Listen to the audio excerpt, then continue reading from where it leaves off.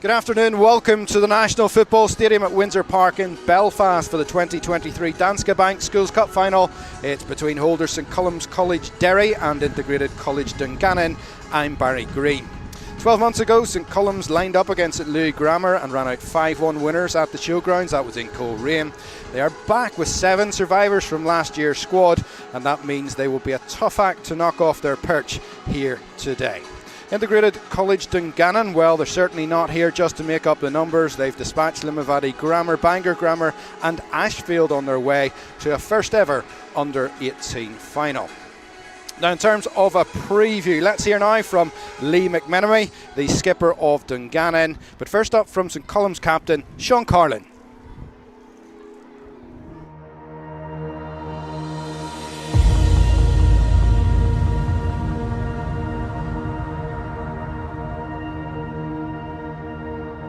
Well, from round one, I know it has been hard. We've come up against a couple of good teams, but we've got through it well. And it's been hard, but we've got there in the end, and we're just hoping to go out and get the job done now in the final. You know what I mean? Which is the most important thing. I think just throughout the week we're working hard. Obviously, doing the basics right, passing, shooting, defending, stuff like that. And obviously, it is a great opportunity to go and play here at the National Stadium, Windsor Park. So it's one we have to enjoy. So it's not that we're feeling much pressure, to be honest. We're just trying to relish the opportunity that we have, and not that we're preparing anything specifically. Just go and do what we've done in the previous rounds, and hopefully it'll be enough to get us over the line.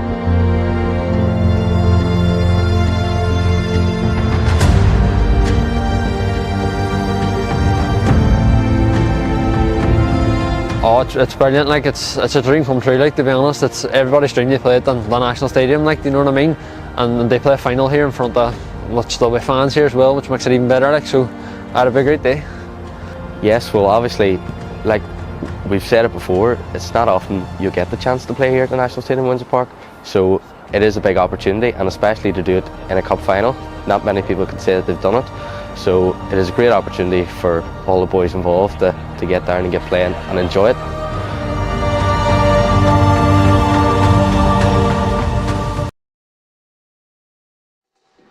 Well, there you go, lots to take in for the finalists here today, particularly playing here at Windsor. Now, with me this afternoon is former Linfield captain and current Blues under-20 boss, Michael Galt. Michael, it's great to have you alongside me here this afternoon for what should be a super match. Yeah, very exciting for the boys involved there. A few of the boys have had playing for the Blues as well, so yeah, massive occasion. No better place to be playing at Windsor Park, so some of these boys may never play at Windsor Park again, and they're very lucky to be here, so it's all set for a good day. And I think our Linfield Academy side played against St Colum's College a few weeks ago as well, so it was a very tough match. And I watched the semi-final between Dungannon and Ashfield, and it was again a very tough match, so I think it's too close to call. And just on the day, kids with experience of maybe playing big finals before may come out on top. Yeah, standard of youth football certainly seems to be, it's taking that step up year after year. Now, the pedigree in this competition, I think, sits with St Colum's. 4 finals in 7 years. It's a real conveyor belt they have going, isn't it? Yeah, they're obviously doing something right. So it's, again, testament to the college for bringing through great players. And obviously, there's no better feeling than winning cup finals and being successful. So obviously, they'll be looking today with that past experience to go in to maybe install as slight favourites. Yeah, well, Integrated College Dungannon, they have plenty of big hitters themselves, Michael. Ballinamallard, Loughgall and Dungannon make up most of the squad from a club perspective, and Kenny Jimenez, I've watched him for 4 or 5 years. He's been the standout for me in underage football for a few seasons now. He's one of a few, though, that could unlock the door for Dungannon today. Yeah, I was actually chatting to Kenny before the match there. We were on a trip last year and Kenny was involved. He was an absolute gentleman. He's a super player. He takes his football really, really serious, so I'm buzzing to see Kenny today. And I told him I've got a contract sitting for the Blues after the match here, but he hasn't accepted it yet. But no, he's an absolute smashing player, and as a massive admirer of him, and hopefully he shines the place up today. Yeah, in terms of the two teams then, Dungannon will start 4-3-3. Ethan Nethery, Lee McMenemy and Tommy Taggart will form the midfield trio. Liam Core, Kenny Jimenez, who we were just talking about, and Jaden Morgan complete what is effectively a front six going forward. And it's almost a carbon copy then for St Columb's. Manager James Green alongside Mark Skoltuck goes with Shay Feeney, James Campbell and the already proven Jack McFeely up top. McFeely of course hit 2 goals in last year's showpiece final. Now today's match referee, after quite a few changes, it has to be said, is Frankie Shanks. Assistants today are Tom Symington and Stephen McBride. Fourth official is Sam Naylor. So we are all set. The 2 skippers out in the middle of the pitch as we speak. It's Lee McMenemy and Sean Carlin of St Columns in Derry. I have to say, I was out in the pitch before the game and we had a bit of wind and rain and some snow, Michael. Well, I seen the snow there, and I knew you told me to be up at 17 minutes past, so once I seen the snow I thought the match might be called off, so I was making the beeline there, but no, lucky enough the snow stayed off, and obviously the Windsor Park pitch hasn't been great for the last lot of months. It's been a disgrace to be honest, but the final on Sunday there, the pitch is looking well, and it's not perfect today, but it is a lot better state than what it's been in. Well, you're a bit less diplomatic than I am. I spoke to both managers before the game. It's looking heavy, I have to say. I mean, in saying that though, Michael, and I'm talking mindset, you've done this numerous times, but put yourself in that kind of mindset. You're 17, you're 18, it's a national football stadium. What do you have to do well here to come out on top? Again, it's just play the occasion. Don't let the nerves get too much of you, like, and it's all been well said out there. Don't be nervous, don't be panicked, don't be worried. But some of those boys, I know there's a good crowd out. We can't see the crowd obviously from where we're sitting, but lots of the school ones will be there, and they'll be getting stick in school. They'll make a mistake, this, that, whatever. So just need to keep their head and just play as if it's a normal club game, because they've all been playing at a high level and they're all good players, no doubt about it. But again, you're at Windsor Park and there's a bit of a crowd here, and you just don't want to do anything wrong. So hopefully the occasion doesn't get to too many of the boys. Well, that's it. We're underway. The referee gets us up and running here at the National Football Stadium at Windsor Park, and the ball all the way through, and an early touch for Joe McGonagall, guy who is currently with Institute and made his senior debut last season and played in this final as well. So let's hope it is a match that lives up to the occasion. We'll run through the 2 team lineups then as we see them out on the pitch. Integrated College Dungannon play in the maroon colours. They're playing from left to right as we look. They have Darren Beattie in goal, the back four of Jack McFarland, Ben Leake, Jimmy Dunnell and Tommy Connolly. And then in midfield it's Ethan Nethery of Dergview, Lee McMenemy and Tommy Taggart, with that 3-pronged front three: Liam Core, Jaden Morgan and Kenny Jimenez. Ball is put out of play by Ben Leake, taking no chances whatsoever. Another guy who has made the step up to senior football early in his career. Centre backs with lock goal. So St Columns playing in blue. They have Joe McGonagall in goal, Connor Barr, Peter Tracy, Darren McCluskey and Ryan McLaughlin across the back. Sean Carlin, the captain, Joshua Callaghan and Riley Fitzpatrick sit in a midfield 3. Then they've got Shay Feeney, James Campbell and Jack McFeely. Now McFeely, Michael, he's a guy who came to prominence last year. He was with Coleraine.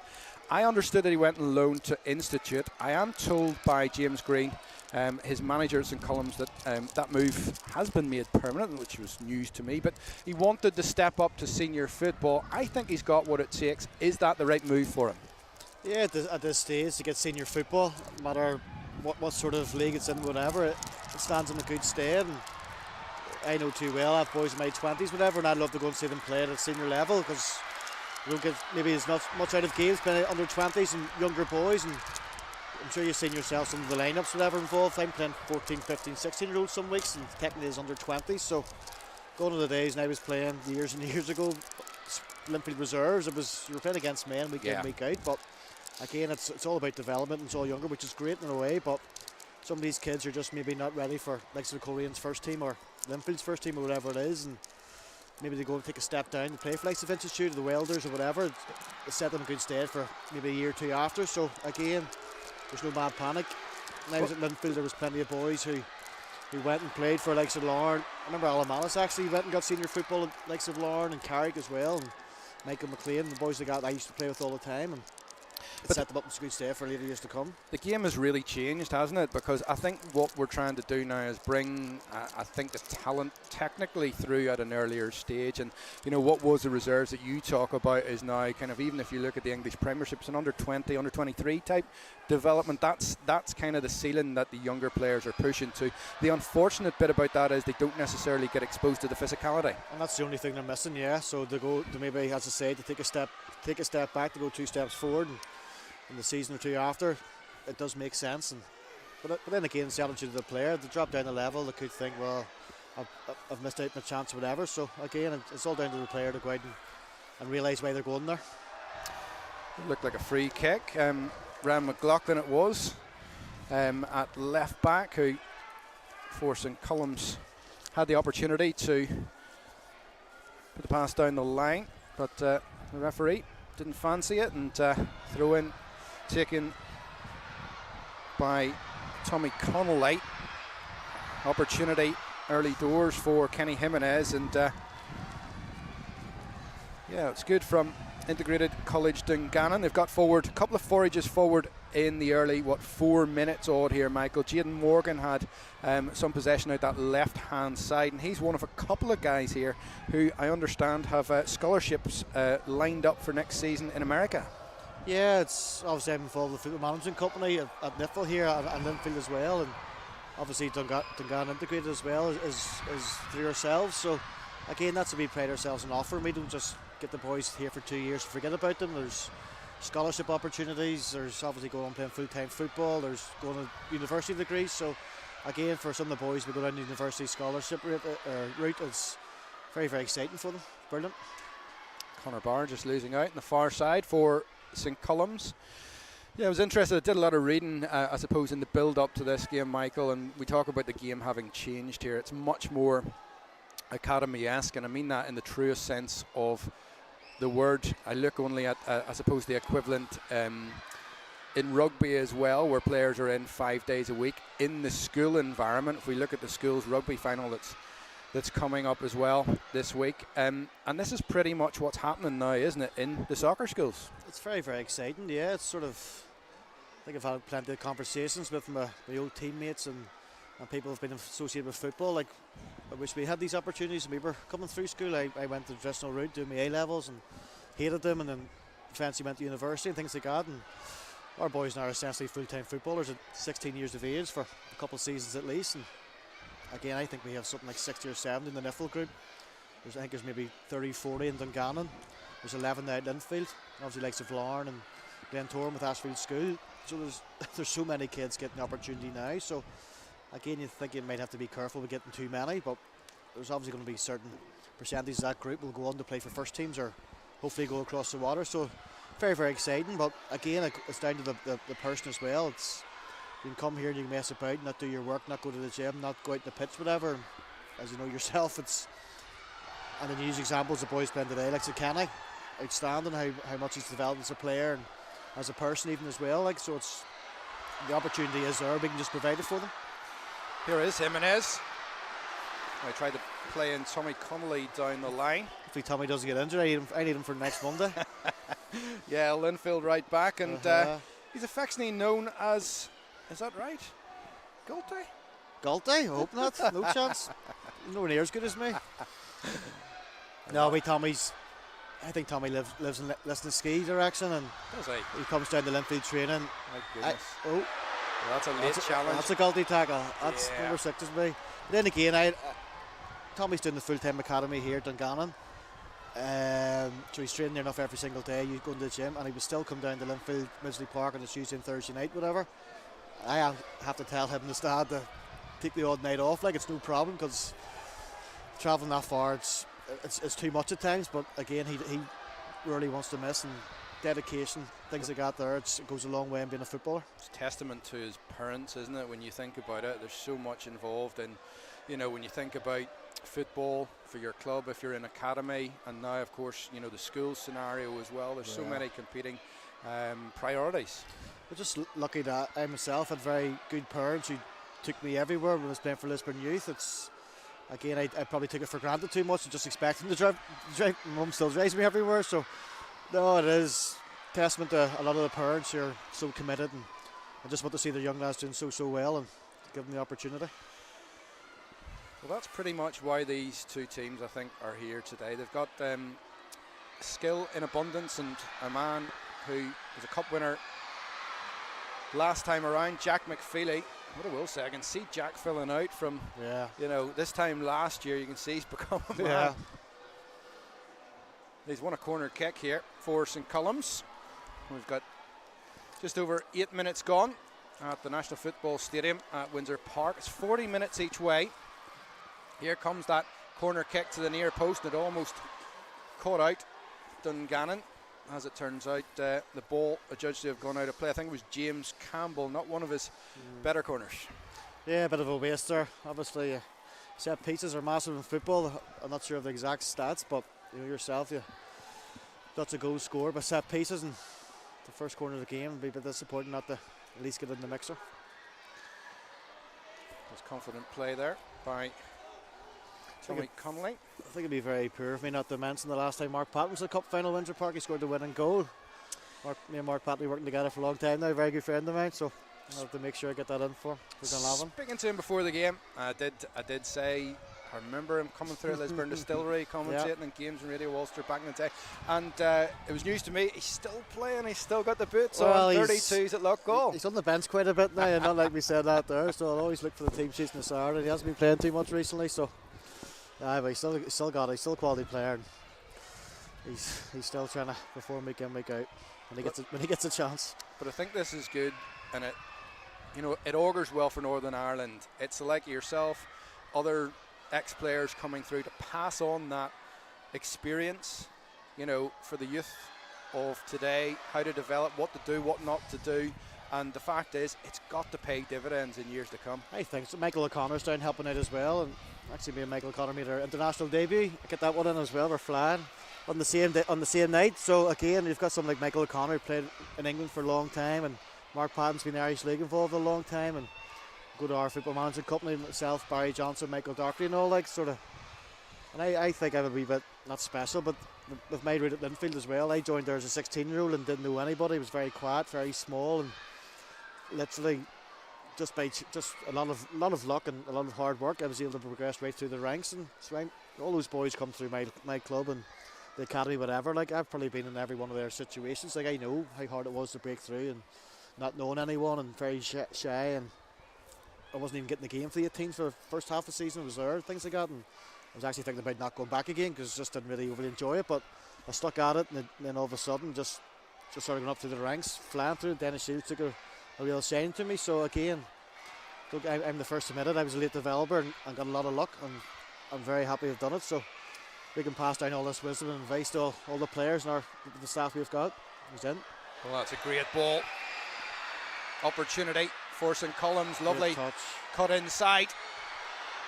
Chance for James Campbell in the end to have that shot. Good defending from Integrated College Dungannon. Darren Beattie was a relief man there in the Dungannon goal. Corner kick there, taken by Campbell. Again, doesn't clear the man at the front post. Yeah, again. Maybe the pitch is too big for the boys there. Just underestimate the size of the pitch, and then again, that's something maybe you look at if you're the coach. Maybe the next one, maybe get a wee short in there. We were talking beforehand, of course, Michael. I mean, there's no real individual route way insofar as, you've mentioned different scenarios there. You'll have times in your career where you're trying to break into the next age group. You're sat on the touchline, you're waiting your chance. You've got to adopt different mentalities for different situations, don't you? And I suppose that's down to you guys in terms of coaching to develop that into players. Yeah. And again, I think I've experienced every up and every down in football, losing cup finals and not getting selected for teams, this, that, whatever. So again, it's just how you bounce back. And there's so many people. Pat McGibbon's been in helping our boys with resilience, things like that, and you're left out of teams and how you cope and respond. There's Liam Court. Oh, ball back from Court. Still there. The shot was from Netherite initially, and again it's thwarted. So defences on top, but delivering dangerously at both ends of the pitch at the minute. And still it's Dungannon who come with possession. Opportunity for McFarlane to cross. Can he get the ball in? Wins a corner on the far side of the pitch. Good consistent play from Dungannon, and it's end to end at the minute, Michael. Yeah, a chance apiece there. I love watching Liam Core. Liam Core's a smashing player. He was on our Nifl course, and obviously in terms of travelling it was easier for him to go to Dungannon this year, and he's played for Dungannon and Glenavon. Every time I watch him he always excites me, so no doubt he'll have a big say in the match today. Header partially clears. Shea Feeney, and here is McFeely. He's definitely someone who Dungannon need to watch closely. Netherite tries to stick with McFeely. He does well in the end.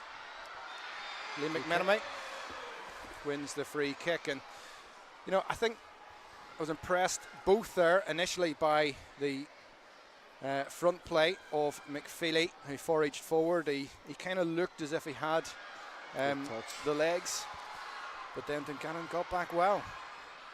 Now here's Jimenez. Opportunity to shoot straight at the goalkeeper, and it was one of those difficult ones, Michael. Yeah, he did it bounced straight in front of McGonagall. Yeah, he did well with it. He got his body in the way, and again Liam Core created the chance there, and Kenny got a wee bit of a space there and just got the shot away, which is the right thing to do, and the ball could have spilled anywhere, but the keeper dealt with it well.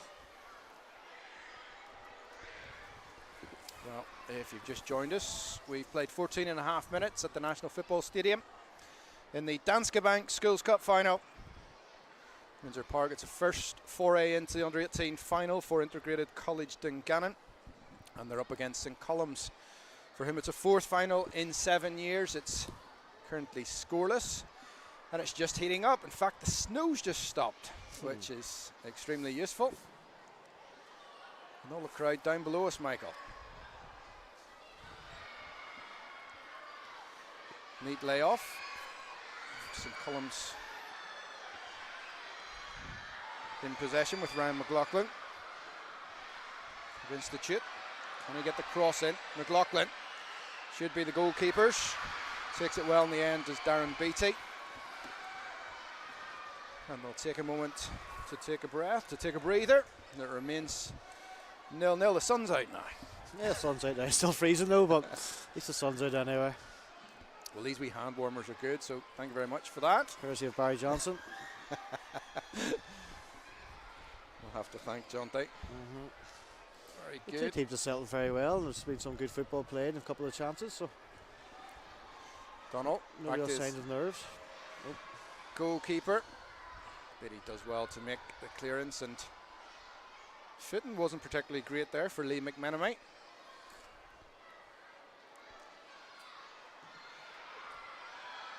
That's just a heavy touch that got away from Liam Core. Can Jimenez get to the ball? And he does brilliantly. He was far from the favourite to begin with there. Showed his pace, didn't he? That's all you ask for in players. He was just determined to get that ball. He wasn't second favourite, as you said. And good attitude. Morgan to Jimenez. Oh, a bit of miscommunication there in the St Columns defence. Carlin plays the ball to Connor Barr. Barr to Feeney. Back inside again. Should be cut out by Tommy Connolly. That should run neatly into the path of Darren Beattie. James Campbell it was. Tried to dink the ball into the path of Jack McFeely. Intent are Dungannon to play the ball out from the back. Nice. Composed play, Michael. I'm not a big fan of that there, to be honest, Pac. Knocking the ball to the back. Unnecessary risk, in my opinion. That's me there. Just get the ball up. See? Watch this. I'm with you as far as that goes, but we're from the same vintage, I think. Unless you have, I don't know, 4 Rio Ferdinands at the back, it's always going to be risky, isn't it? Yeah. Hopefully Chris Kingsby's not listening to this here. Is Chris working alongside you? Yeah. He picks up the cones for me and fills up the water bottles.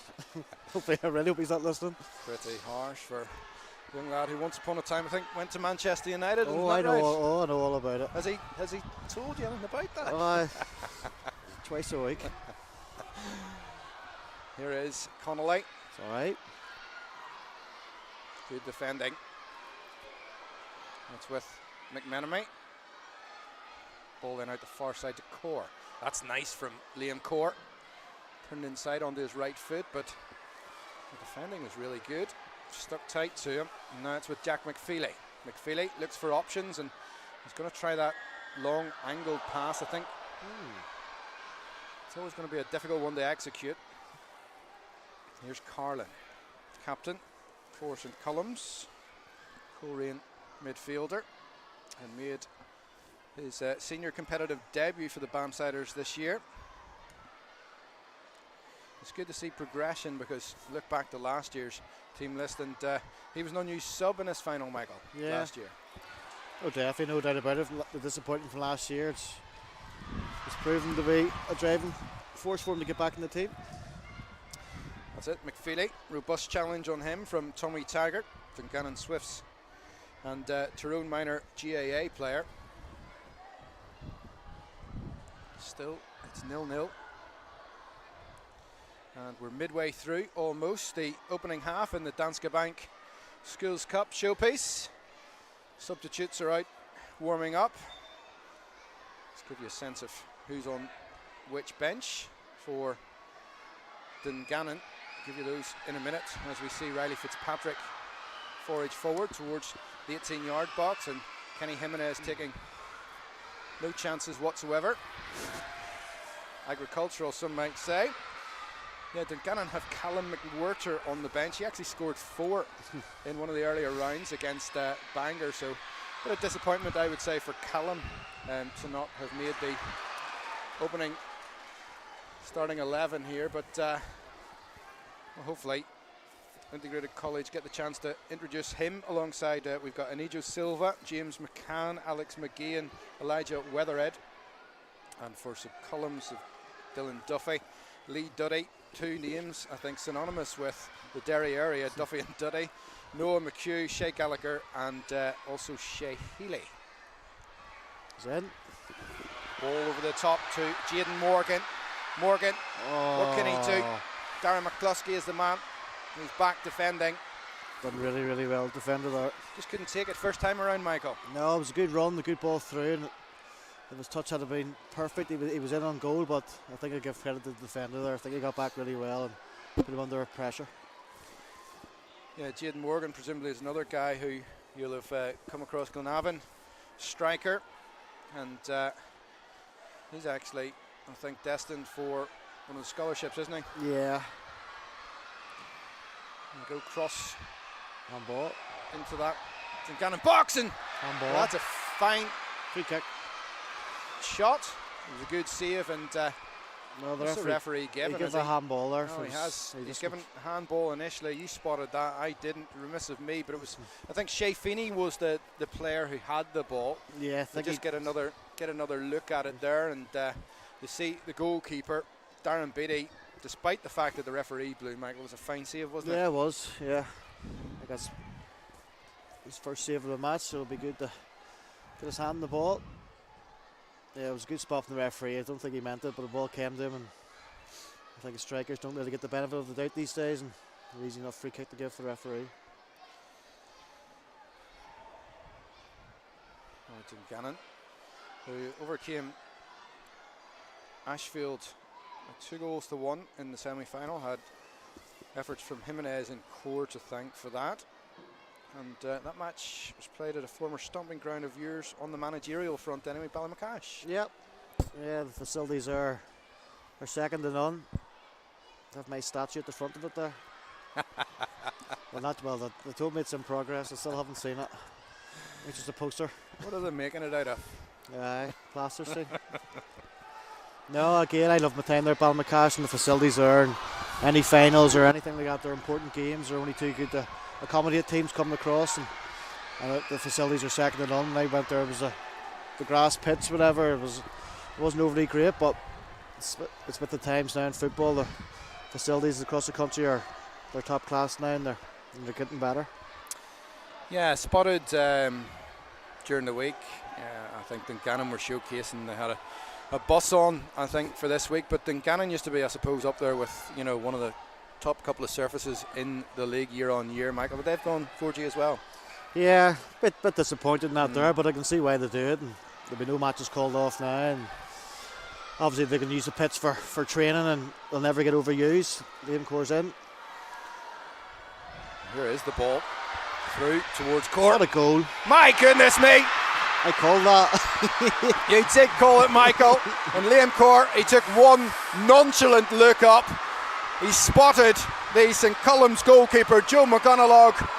Well, he wasn't ideally positioned, but he had lots to do.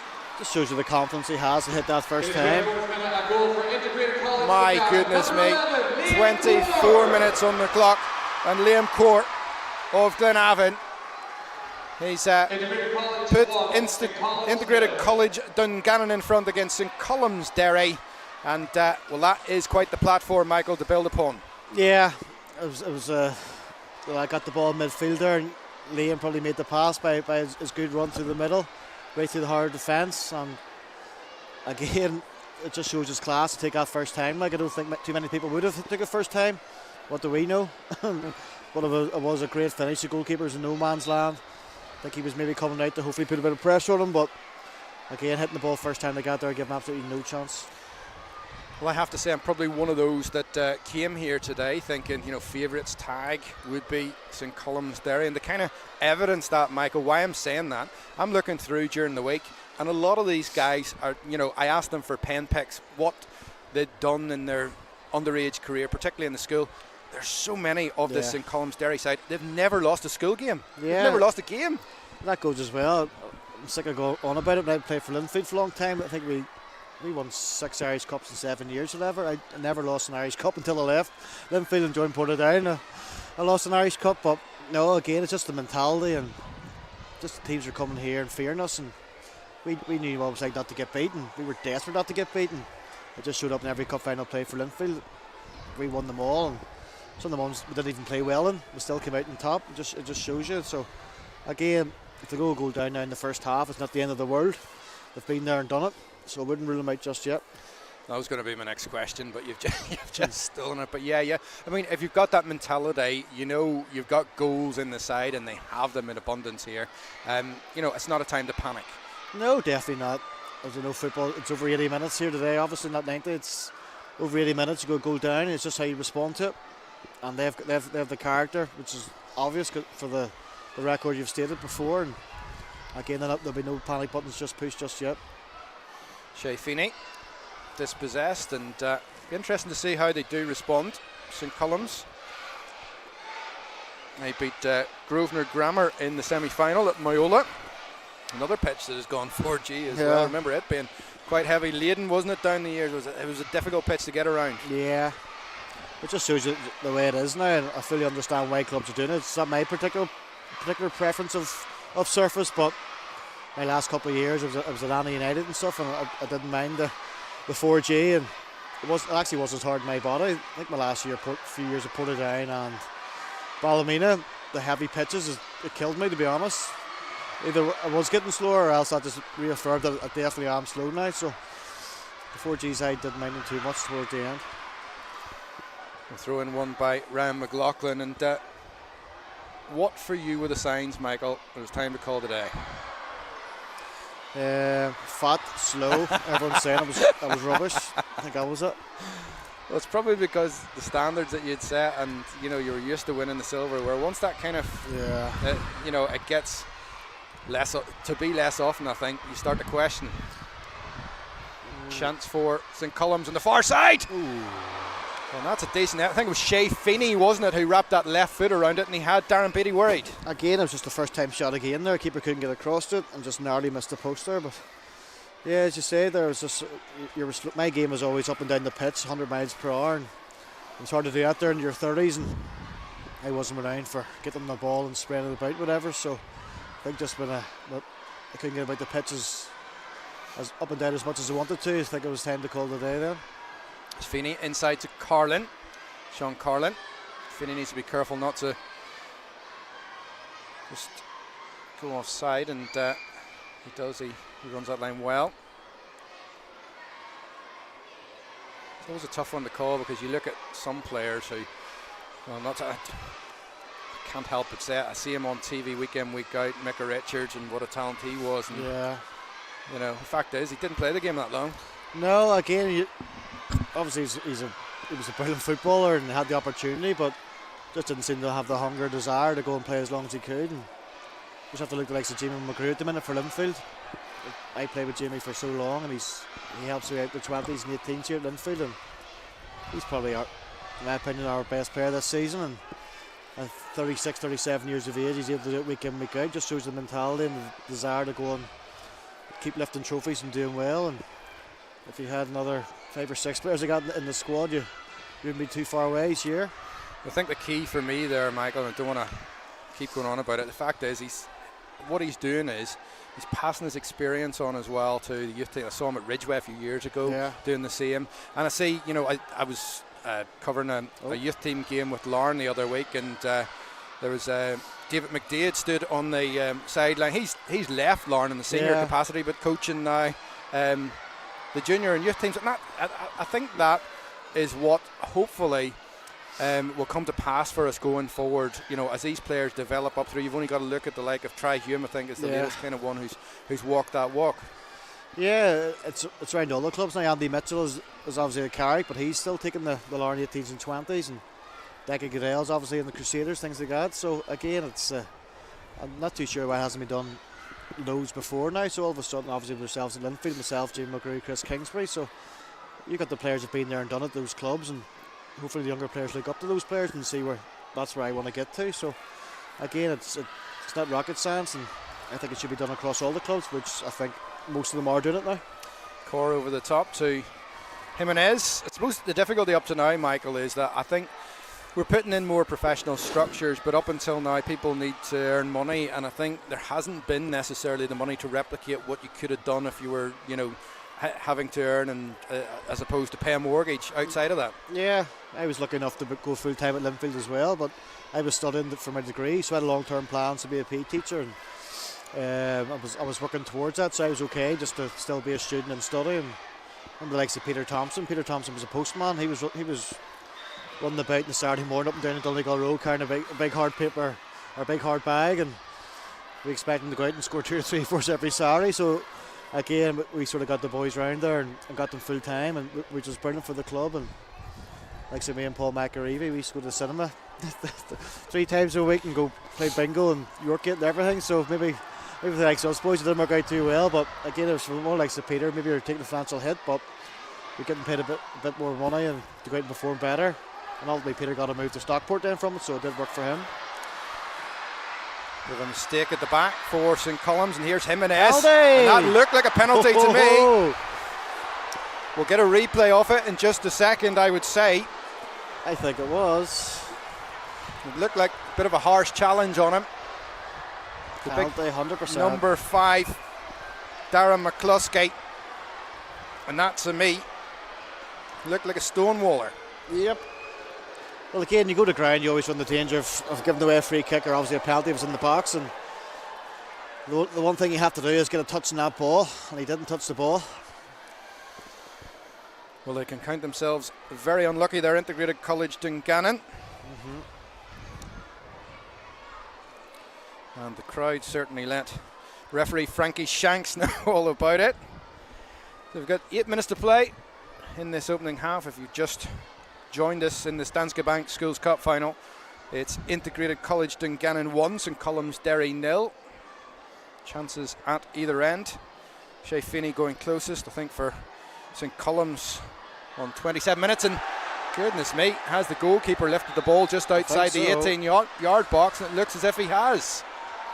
Darren Beattie. What's the referee going to give here, Michael? Hopefully a yellow.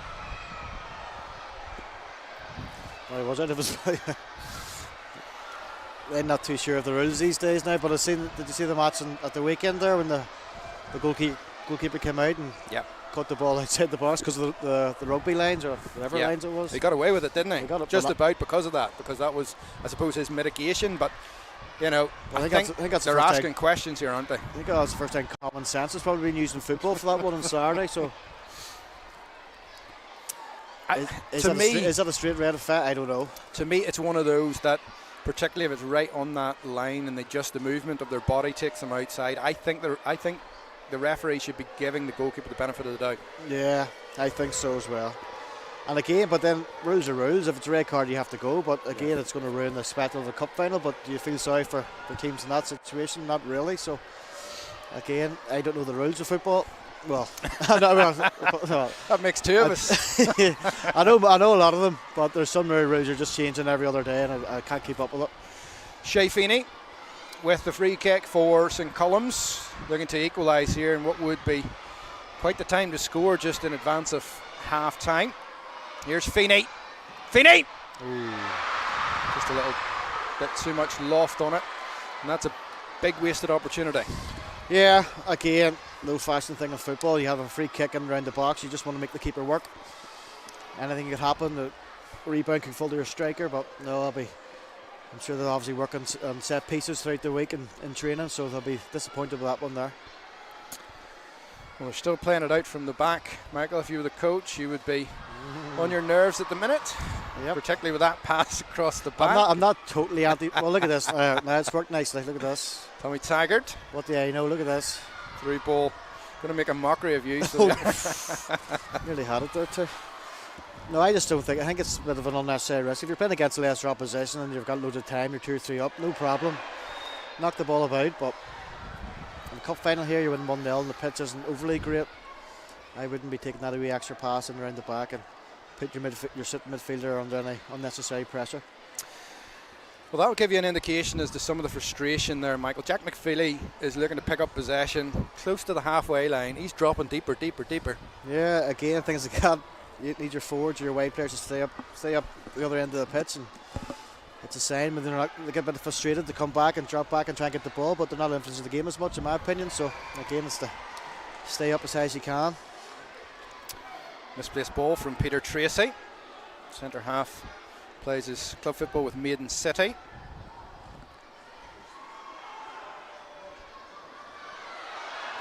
Here's Jimenez.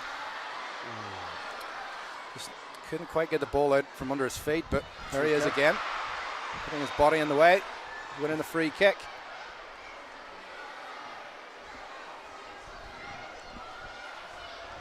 Dave Core's raging there. He hasn't got the ball to his feet. He got in good position. He's still standing there screaming for it. That's the type of guy you just give the ball to and he wants it. He's 1-on-1 with someone every time. I think it's a benefit for us standing up here in this aerial view as well. We can see that. We saw where the ball needed to go. Yeah, it's easy from here, isn't it? The Armchair Supporters Club. Oh dear. Now this is what I don't like. What's this? Yeah, the fact is, would kind of, I mean, you've promoted all your defenders up from the back there, Michael. Yeah. You know, you set up in training for that. You know, you put everyone up top, look to promote a set piece, and then all of a sudden you're playing the ball backwards. Yeah, and then they're passing the ball wide and they force it out here. So from a really good position there, they could have put the ball in the box. And again, I just think it's gone out of football now. Teams don't seem to want to get the ball in the box too much, and anything can happen when the ball goes in there. This number 4's done well, Ben Leake. Been very impressed with him today. This is solid. Played in the it's coming to the he played in the Mid-Ulster Cup win over Glenavon, and in fact that was his senior debut, so quite the game to play in. Yeah, he's done well today apart from that miss kick there. Klusky very lucky not to have given away the penalty. Here's Tracy. He certainly looks older than his age, doesn't he? Say nothing. Jimenez. Brilliant. That's lovely play inside. Lovely flick. That's where Liam Core wants to be now. McMenemy to Core. Core up against Conor Barr. Barr. Ooh. It's a good cross. Well cut out. Carlin just tries to take the ball under his spell. I must say, I have been mighty impressed by Dungannon in the opening 37, almost 38 minutes here. They've really brought the game to St Columb, who come into this match as favourites.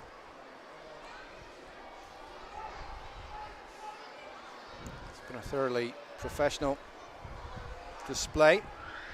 Now, big lads forward, Ben Leake and Jamie Donnell up from the back. If he passes us back, I'm going home. Need to ring your mum.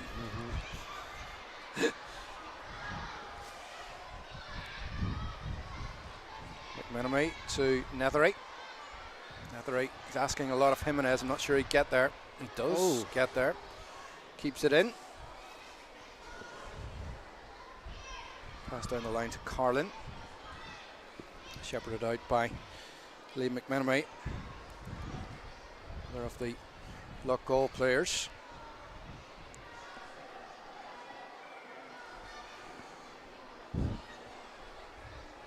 Just over a minute to go to half time, and for a chance to get a breather and for the management pairings. Mark Patton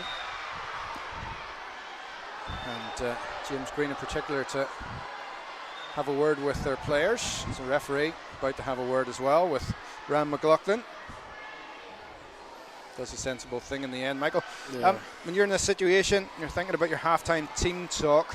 What's going through your head? What's about to come up for the guys for? Let's take St Columns to start with. You're losing by a goal to nil. Yeah, I just think they need to take a few more chances now, and I think they've done okay. But again, maybe get the ball a little bit wider, quicker, and get the ball in the box. Haven't really troubled the goalkeeper too much. They're still in the game, no doubt about it, but need to pick it up a good wee bit. Keep going back to the record and how good they are. So again, there's no major panic stations just yet, but they need to be careful, because if there's anyone looking like it's going to the second goal, it could be Dungannon, and if they go 2 down, then it could be very tough for them. A minute of additional time to be added at the end of the 40, and if you're the Dungannon boss, Mark Patton, the first final, of course, for them, it's a precarious lead, isn't it? It is. They've done well. They've deserved to be winning. But no, Mark Patton and Michael O'Connor, they're not going to go in and all of a sudden say, job done, lads, well done, brilliant. I know they'll come in and pick up out what they haven't done so well, and just obviously just keep doing what they're doing. So it's contrasting team talks, but I think obviously Dungannon are going to be a lot happier of the two, but they'll not be settling on their laurels. Carlin. It's with McFeely. He's looking to turn on to that right foot of his. Opportunity for a shot was nearly. It was resisted initially by Riley Fitzpatrick, and now the ball's with Peter Tracy. Tracy, still, he's coming forward from centre back. Tracy, what a run this is! What a cut back to McFeely, and what a challenge from Jimmy Donnell to ensure that his side still have a clean sheet. Michael, that was really my 2 team talks wrapped up there. Yeah, Jimmy Donnell, brilliant block there from him, but it was a great run from the back from Peter Tracy. Just sheer belief and just commitment there. He got through 3 or 4 and he done the right thing, pulled the ball back, and it was a brilliant block there from Jamie Donnell. So again, we're into the last minute here of injury time, so set pieces have been quite poor, so they've been looking to get this around about the penalty spot and trying to make the keeper obviously try and score. Well, Shay Feeney, who possesses that wonderful left foot. There's a bit of a breeze here. The sun's out. It's in the eyes of the goalkeeper. Great ball. Feeney, good ball. Strong header from Donnell. And the referee, Frankie Shanks, blows for half time. It's been a pretty pulsating first half, I have to say, in the school's Danske Bank final at the National Football Stadium at Windsor Park.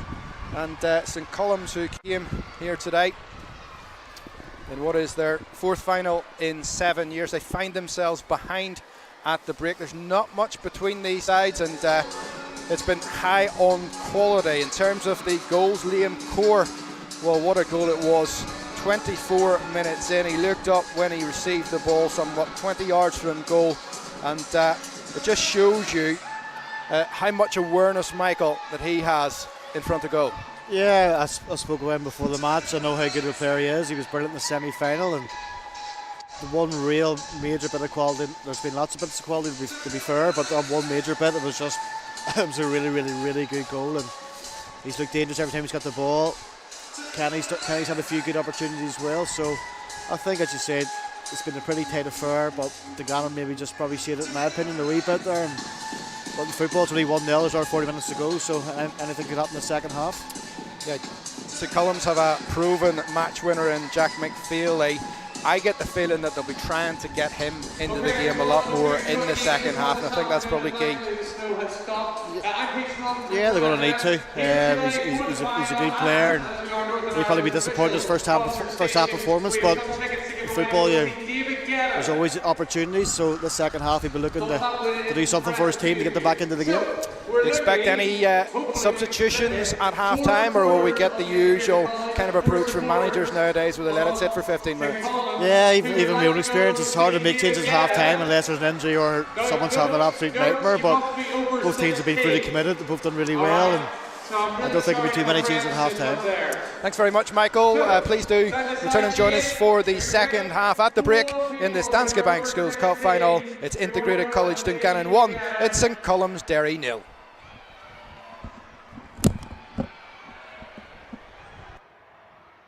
All right.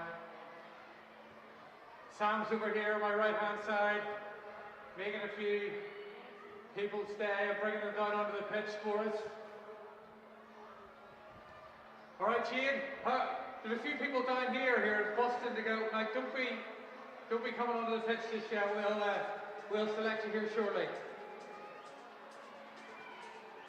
Okay. It's going to be harder than what I thought. Right, Sam, let's be having you. Bring some people down.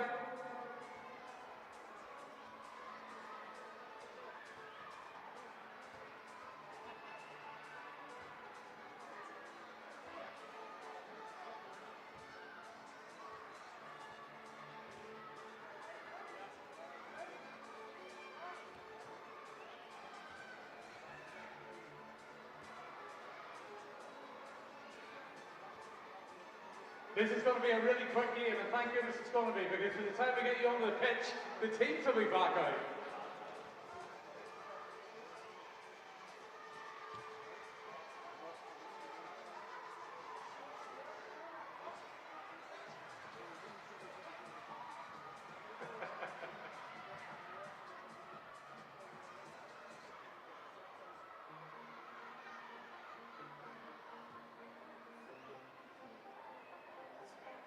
It's half-time in Danske Bank. Northern Ireland under-18 schools football final here at the National Football Stadium at Windsor Park. We've got David Guetta tickets to give away. All we need are some contestants. That's all we need. How difficult can it be? Unbelievable scenes. Excellent stuff. You just stand there. You stand there for us. Excellent. That's 3. Well, we've got a few others from over here. Come on down. Let's see you. We need 1. You stand there. Needs 4. And you 3. And we need 1 more. Who else we're going to get? Now hold on. Okay, you're in. Fine. Fantastic. Right. What is your name? Where are you from? Derry. Hello, Michelle from Derry. What do you think of your team today? Are they going to do it in the second half? Of course they are. Of course they are. Very good. Come on in. What's your name? Where are you from? Sabina from Derry. Good to see you. Kavina, enjoyed the match? Well, I would if someone's was sport. Well, you never know the second half coming up. And what's your name? Where are you from? You're from Derry. And finally? From? Derry. There we go. Great to see you all. Right, let's go round here. Who we got? What's your name? Caitlin. And? Me. And? Amy. Head girl. The head girl here. Unbelievable. And prefect. Very good. And your name? Liam. Liam, who's randomly ended up here wearing a Linfield top. Unbelievable. We'll say nothing. Are you in the game too? How did you end up here? We're only looking at it, but come on in. What's your name and where are you from? Maria. Well, I was going to say Sandy Road, but yeah. Okay, you're from Belfast. That's okay. Pardon? Okay, and what's your name? Saffron. Hello, Saffron. Okay, right, everyone just line up in a line just along here. Now, just line up in a line. Okay, you can stand anywhere. Line up in a line. Horizontal line. In a line. Yes, in a line. In a line. Yes. Give them all a big round of applause, eh? They understood the instructions. Amazing. Okay, one pair of David Guetta tickets up for grabs. Who knows who David Guetta is? Put your hand up if you know who David Guetta is. That's okay. It's not a false question. Okay, very simple game of heads or tails. We're going to whittle you down to one person who wins the tickets. If you think the toss of the coin is going to be heads, put your hand in your head. If you think the toss of the coin is going to be tails, put your hands in your bottom. You cannot do this. Both hands either on your backside or on your head. All right, make the first selection. Heads or tails?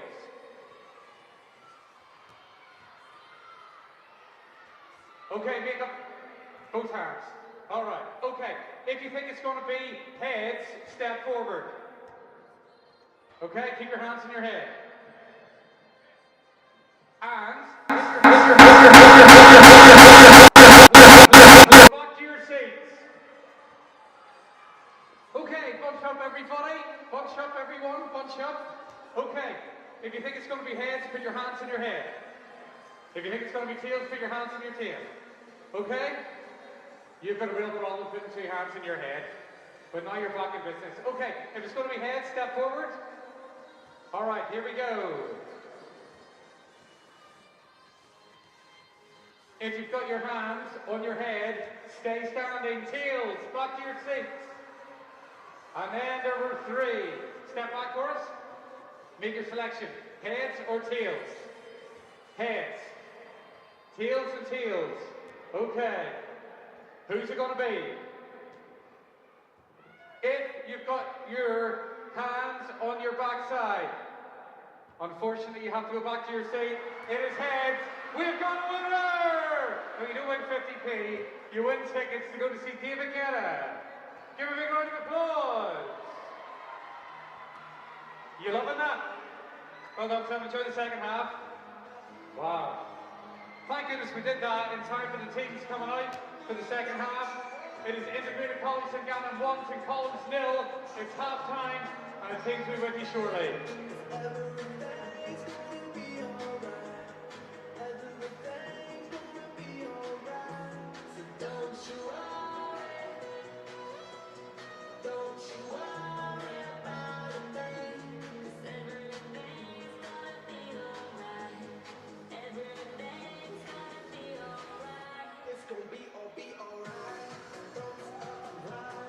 Ready for the night, live like a light, about to take a flight.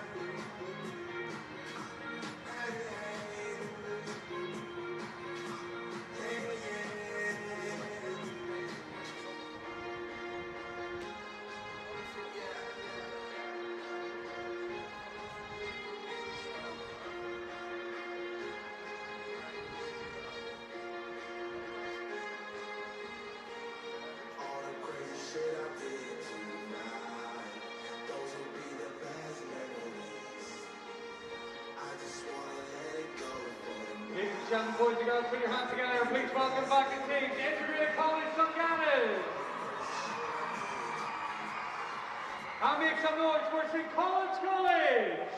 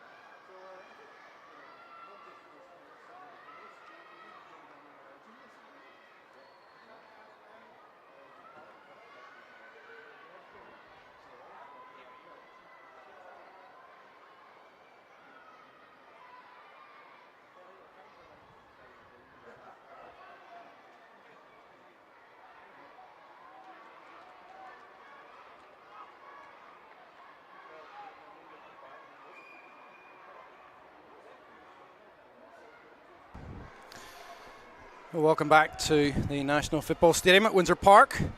We're at half-time. It's Integrated College Dungannon who leads in Column's Derry by a goal to nil.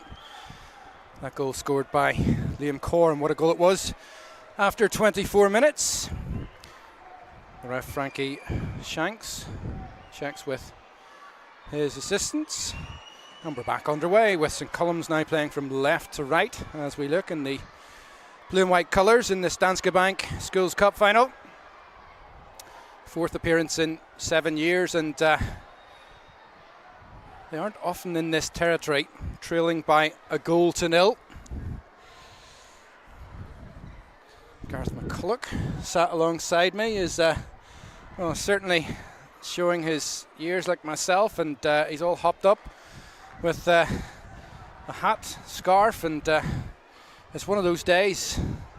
We've had snow, we've had rain, and now the sun's out. And if you're wondering, my co-commentator in Michael Galt, he's treating himself to a cup of tea and some light refreshments in the George Best Lounge, and we're hoping he'll be back at some stage here in the second half. Now, don't think there have been any changes here at half time. St. Column's did have couple of decent opportunities in the first 40 minutes. Shay Feeney with the best of those on 34 minutes, and then Jack McFeely had a shot blocked. That was on the stroke of half time. Some great defending by Jimmy Dunnell. Michael Galt has just arrived back. Michael, did you get some nice refreshments? No comment, no comment. Those sausages were lovely. Thanks very much for us, Redmond, for sorting that. You didn't happen to jump the queue or anything, did you? And you're a very good person down there, Mr. Green, and got us to the top of the queue, so thank you very much. Oh well. Hopefully there's some after the match as well. Fingers crossed. Well, Michael, at half time, don't appear to have been any changes made by either James Green or Mark Patton. That's, I think, how you and I anticipated things might be. Yeah, obviously if you're losing a game, you always think about your changes there or whatever, but they haven't played poorly by any stretch of the imagination, so I think it's just they'll be playing themselves into the next 10-15 minutes to try and get the equaliser, but if there's no equaliser, then no doubt there'll be some changes. That's it. Run through the two team lineups then, and we've got St. Column's in blue here. We'll pause momentarily just as I begin to describe the action, and Kenny Jimenez attempting to fire a shot in. It was good defending from Ram McLaughlin, so St. Column's with Joe McGonagall, Connor Barr, Peter Tracy, Darren McCluskey and Ram McLaughlin. Completing a back five in midfield, it's Sean Carlin the captain, Joshua Callahan, Riley Fitzpatrick, and then three in attack, Shay Feeney, James Campbell and Jack McFeely, who didn't have too much of the ball in the opening half. He did have a half chance right on the stroke of half time, and they'll be wanting to get him much more into this game. For Integrated College Dungannon, It's been an efficient performance so far. I've been really impressed. They have Darren Beattie in goal, wearing the maroon colours, of course, and playing from right to left. Jack McFarland, Ben Leake, Jimmy Donnell and Tommy Connolly in defence. Midfield, it's Ethan Nethery, Liam McMenemy, Tommy Taggart. And then they have that potent strike force. They've got Liam Corr, the goal scorer here, after 24 minutes, Jaden Morgan and Kenny Jimenez.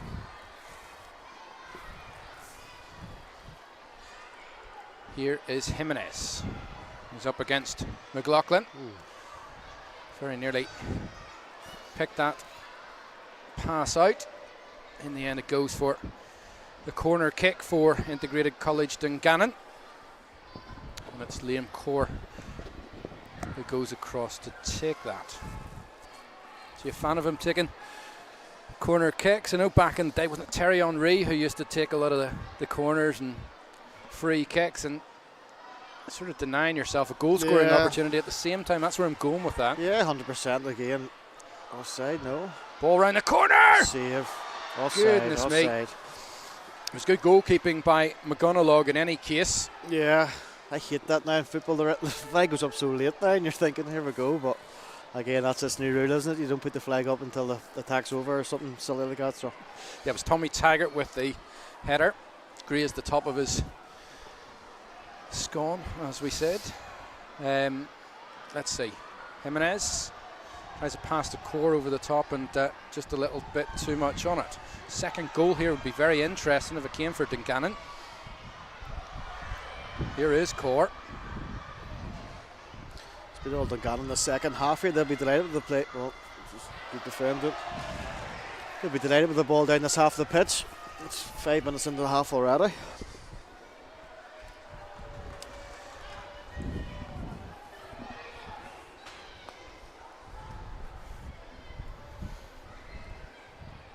.5 minutes gone. This is an 80-minute game. Here comes some Columns. Callahan. Well done. Good anticipation from Tommy Taggart. Asking a lot of core. And solid defending yet again by Darren McCluskey. I think we're in agreement that McCluskey's challenge on Jimenez in the first half should have been a penalty. That's what I was going to say there, speaking to Trevor McKendry there as well. Just caught him, that's why I was late coming up there. And there's been 5 or 6 people said about the penalty there, so again we seen it for ourselves in real time and with an aided replay and thought it was a penalty, but maybe the decision by the goalkeeper should have been getting a red card. Handball out the box maybe. Could you call it, even it up?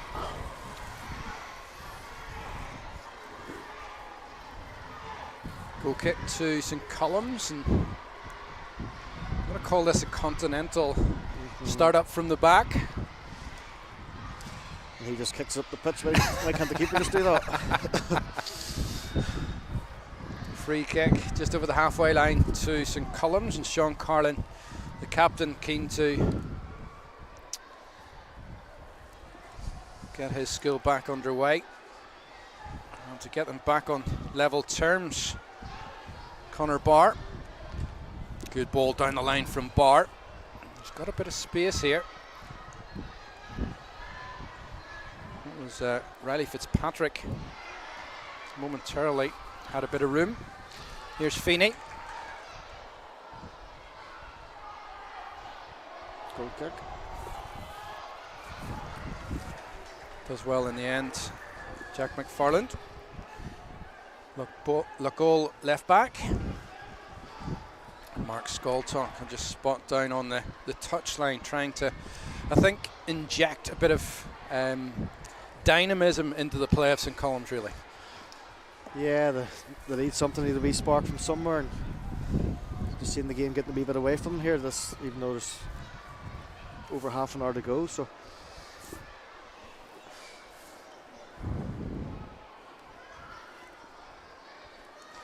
here comes that goal kick.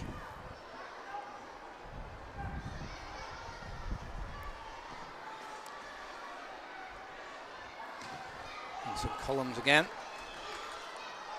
committing players forward in numbers. Carlin goes down. He's asking for the free kick. I think he probably took just a little heavy touch on it, knew he wasn't going to get there. And saying that, wasn't the cleanest of challenges from a Dungannon player. Here's McFarland, looks for options down the line and has absolutely nobody, passes it straight to Conor Barr. That's a bit untidy from Integrated College Dungannon. Really for the first time in this game. Here's Barr. St Columns number 2, Derry City player, signed pro terms as a 16-year-old, Michael, so... Yeah, he's got good pedigree then, and obviously Derry City are flying in the League of Ireland. He's in here. He's got a bit of defending to do. Yeah, see a couple of well-known figures in Ben Docherty and Jimmy McGonigal there. Yeah, started off this season really, really well. And Shamrock Rovers haven't up to the best of start, so keep an interesting league this year. Jimenez. To Connolly. Fancy stretching the legs down that far touchline. Oh. There's a bit to do to get back now, does young Connolly. That's great play. Lovely pass, and what a take that is. First time from Callahan. Lovely first touch. Just showed a little too much in the end, but here now is Barr. Barr to Shea Feeney. Back onto his preferred left foot.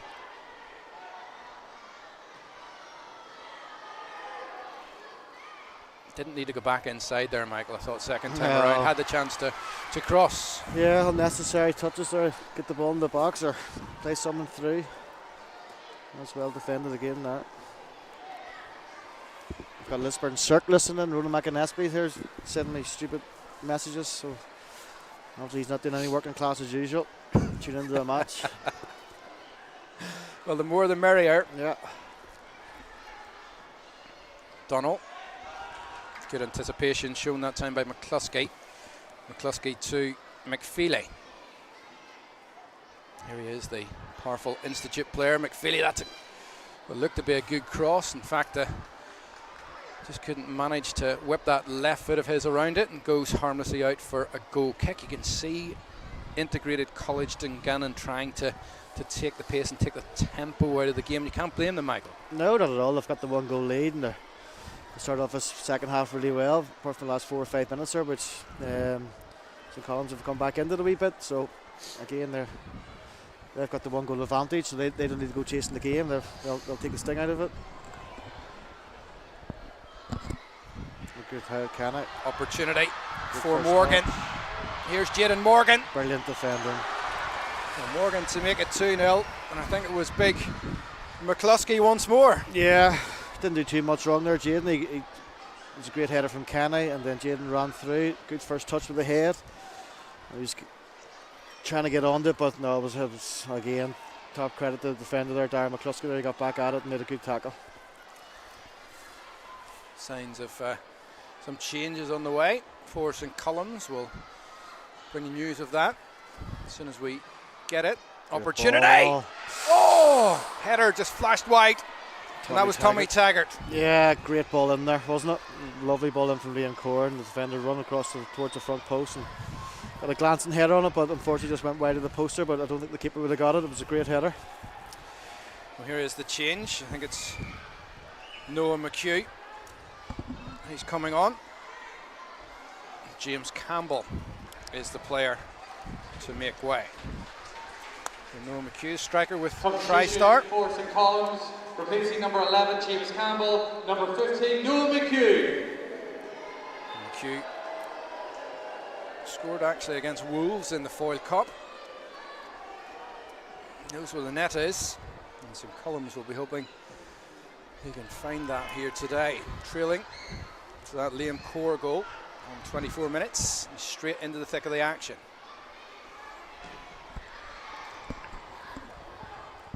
Ball over the top is taken down by McCluskey.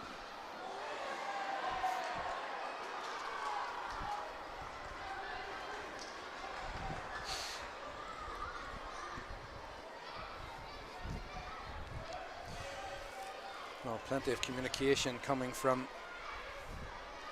the sideline for both teams in this Danske Bank Schools Cup 2023 finale. It's a great occasion, and hopefully you get a sense of how many fans we have in. They're in the stand below us, so you maybe can't see them in terms of the shots, but I can assure you they're hearing the numbers from both schools. And that should be St Columb's ball, and is. It was going to be a bit scrappy. The first half was excellent, wasn't it? There was lots of good play and chances, but quite a bit scrappy here now. Yeah, I do think it's continuing to play into the hands of Dungannon. The scrappier it becomes. They'll be happy enough.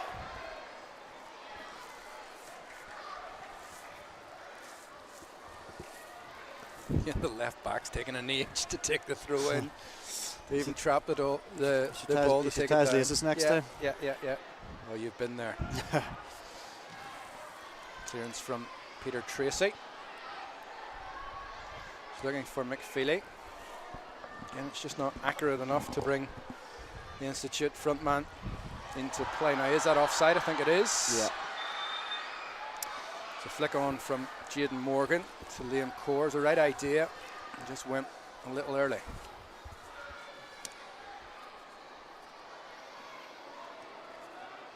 McCluskey.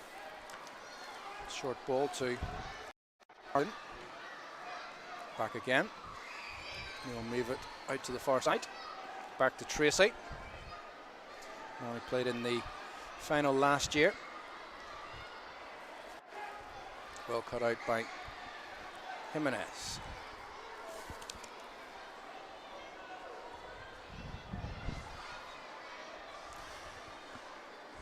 We've got 25 minutes or so to play, but Michael, if this turns out to be a first ever under-18 Danske Bank Schools Cup final win for Dungannon, what does that do for, I suppose, the school's standing as far as football is concerned? Yeah, it's brilliant. The atmosphere here is created with lots of the schools coming out and support to watch the rest of their classmates. Obviously the academy up and running shows it's paying dividends, so again it's going to obviously attract more people to come along to the football academies, and like, it's just great for overall school. I was chatting to the principal and all down there as well, so again, probably because everyone gets out of school for the day, which is another thing all the students are buzzing about, but no, it's brilliant for the school. It's very, very prestigious there, and again, for them to go and maybe win their first one would be a massive thing for the whole school. Well, the fact is, how often do you get to play in the national stadium? That's, the first thing that I would say, and to actually just have the ability, the school teachers and, for people not necessarily involved in football on a weekly basis to walk around and, to familiarise themselves, whether that's in the George Best Lounge or, That's as you know as well as I do, the old Windsor Park, it wasn't too appealing to come along, whatever. Obviously the pitch was still brilliant, whatever, but now the facilities we have here and the museum, and obviously there's tours going on every single day, so it is really a good day out with all the suites and all, so it's a fantastic occasion. The Gannon seem to make the most of it so far. Jimenez, ball looking for Coors, just a little bit too much loft on it, and I will tell you, it bobbled just before he tried to play the pass. Yeah. So given a free kick. Well, it was either a free kick or thrown to St Columb, but definitely wasn't thrown to Dungannon there, so. Maybe a missed opportunity for Jimenez to try to play that pass. Yeah, Kenny's a lot better than that there, known really well, and I think the easier ball was decided on the ground there, but as you said, I think it did take a ball before him, so we'll let him off for that one. There's a throw for Jack McFarlane to try to start an attack for Integrated College Dungannon. 58 minutes gone. Just a single goal separating these two.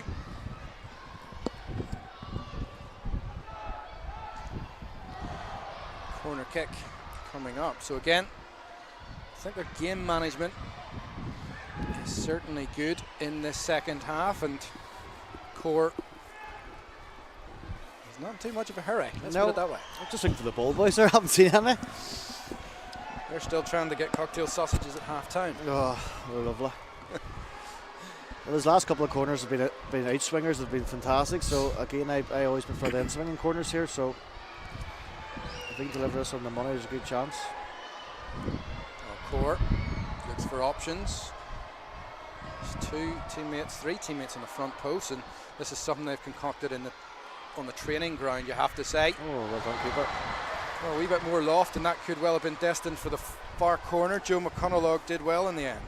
Yeah, Michael O'Connor actually signalled something down to the end core there, which obviously we were all waiting for a ball to be put into the mixer there, but well worked routine there, and wasn't too far away from a goal.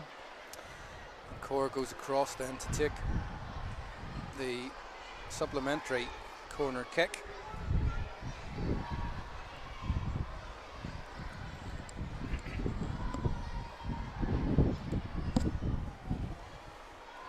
Looks like it'll be an outswinger this time. Good ball again. Good ball. Just over the top of Tommy Taggart. Oh. Miscue from Jack McFeely. Not often we say that, but St. Columns do more than clear their lines. Joshua Callaghan's after it, and they've made good ground here. McFeely.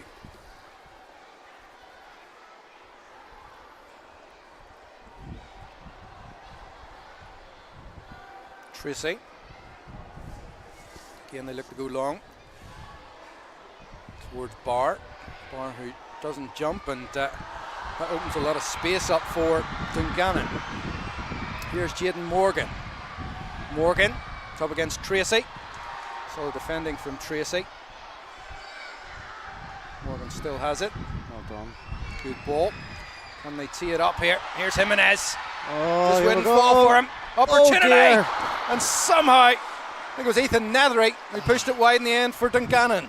I think maybe Ryan McLaughlin maybe put him off a wee bit there, but he still should be scoring. It was right dead centre of the goal. I think he was maybe aware of the defender's challenge, but no, he should be putting that away, and that could have been game over. Yeah, it should have been 2-0 there, but a couple of opportunities for Jimenez. The ball just wouldn't quite sit down for him. Still a good bit of time here.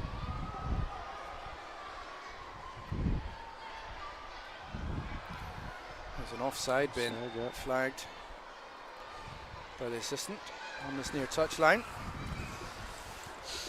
Not too much action on the Dungannon bench just yet. Mr. Patton's keeping his cards close to his chest. Looking extremely cool down there. He always does, Marky.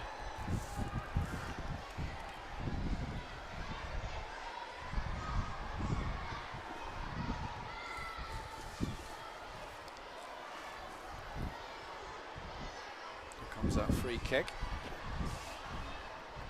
Leak. Should run all the way through the goalkeeper, but Got away with not it. sure that was exactly what they would have intended, but as you say, Michael, they do get away with it. That's a good challenge from Always Jack love that there when McFarland. you get a big cheer from the crowd for a tackle. Great. I think young Noah McHugh is not long onto the pitch and maybe getting up to the pace. McFarland, I think he's warmed up now, let's put it that way. It's a good, robust challenge and one you would have been proud of yourself. Yeah. He just missed the man as well. He got the ball. She got the man on ball, but sure. We don't promote that, Michael. No. Can't tackle in football these days.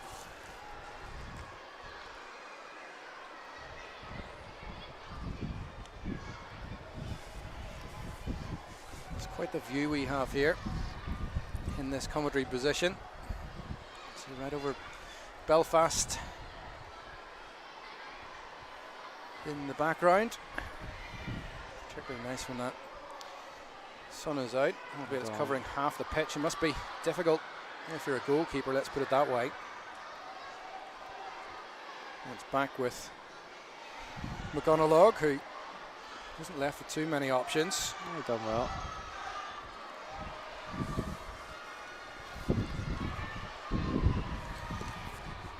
apart. Strong throw that went beyond Carlin.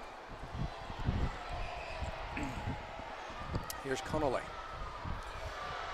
Not one but two step overs from the right back, but too much pace on the ball. Goalkeeper Darren Beattie needs to come and does enough. Morgan, what can he do here? Free kick, yeah. He's a wee bit too robust there. I'm not sure he was looking at the ball, which probably made it easy for the referee to make that decision. Brilliant. That's great hassling. Great play. Opportunity for a second goal. And this time around, yeah, it was great play in midfield there. Just out-muscle them. Love that there. Just obviously winning the ball back and give the ball to a Fleur player, and hopefully he goes and takes a chance for you. But Liam will be quite disappointed in that there. Looked like maybe a cross at the end of it, but no, he was going for goal. I think it was in two minds. It was Tommy Tiger, I think, who took up possession initially, and unfortunately Liam, I just think composure-wise, he should have taken a bit of a look up. He had more time. Oh dear, that's a bad one. Yeah, that's a high foot on Peter Tracy from Jaden Morgan. Maybe you don't mind your striker doing that. He went for the ball, like, but obviously he got the defender, but he hasn't given the defenders a minute all day. He's been running the channels, he's been holding the ball up well. Constant threat. He's led the line superbly today, Jaden Morgan. Bit of pushing down on the touchline here, to and froing, and I think Liam Core's part of this. You probably can't see it from your pictures, but what's happening is that the St Columb's coach James Green is trying to give his players some instructions. Liam Core is getting involved in that, and I think he's quite entitled to stand where he wants to in the pitch, Michael. No real need, is there? He knows what he's at. He's trying to be too clever there. There's a bit of chuckle now between him and then again, what information is he going to get from him really? What are they going to be saying there? It's going to be mind blowing, as if this is going to change the game now. I'm sure they're not saying nothing too brilliant down there. Like, no, don't mean any disrespect in the slightest. I just think when I was playing football, you were called over. It's basically get the finger out or do this, do that, whatever. It's not going to be. Well, I don't know. I like too it. Many secrets. He's a bit of a protagonist in there. He's putting himself in the mix without kind of chancing that he'd get a yellow card, and he's getting into the minds of anything of his teammates. So you know all about that. You're pretending you don't, but that's what he's trying to do. It was the Arsenal defender one time, was it? Abui, wasn't he? Went over to the sidelines, and I think they were playing some other team from a different country, so he didn't know what they were saying, but he looked over as if he did. Well, Skultuck and James Green, they both get their message out on the pitch. St Column's College still trailing with 13 minutes of normal time remaining at the National Football Stadium at Windsor Park.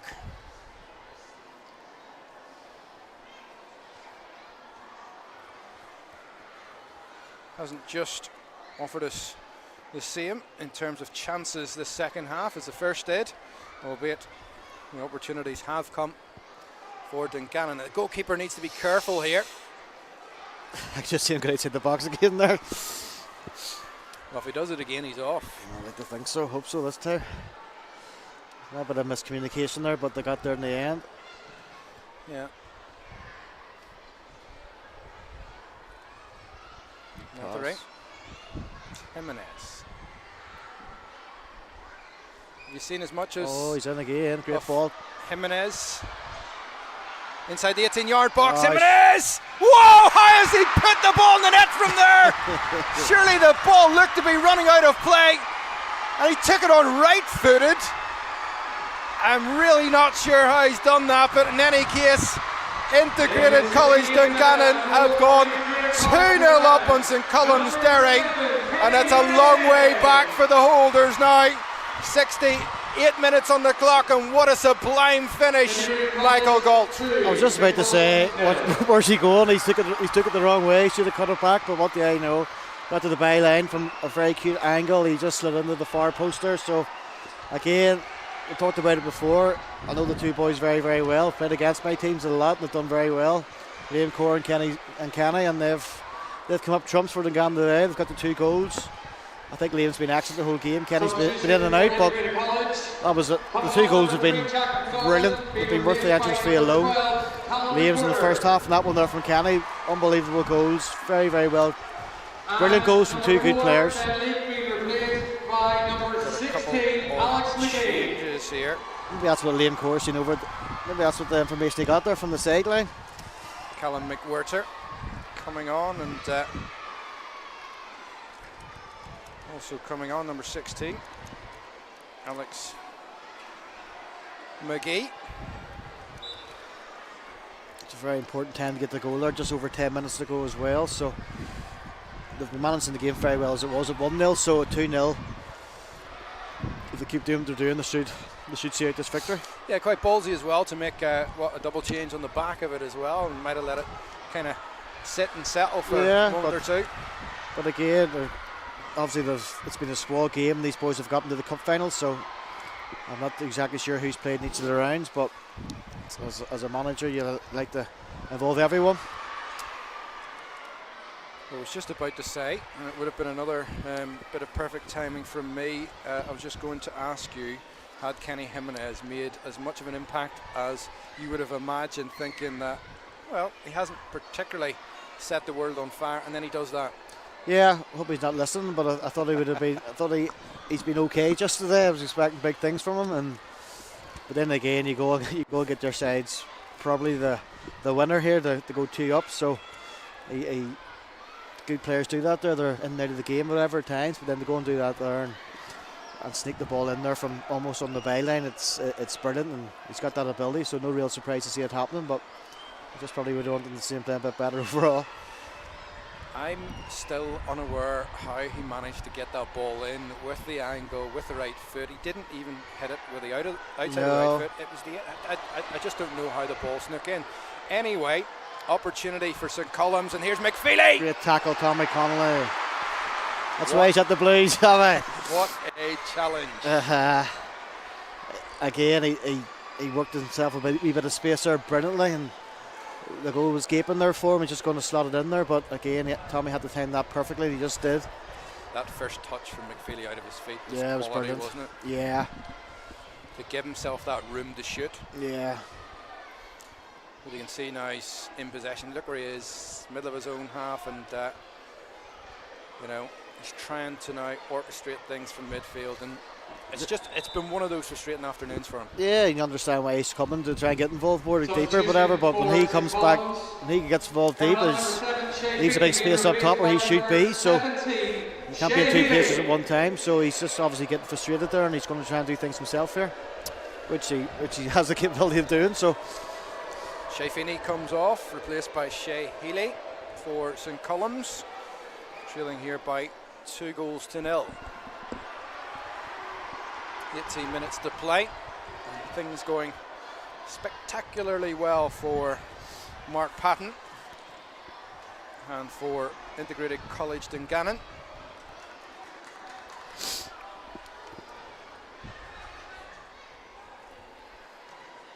Morgan, goalkeeper needs to come. Got a backspin on that, could have taken it away from him. Did well in the end, Darren Beattie.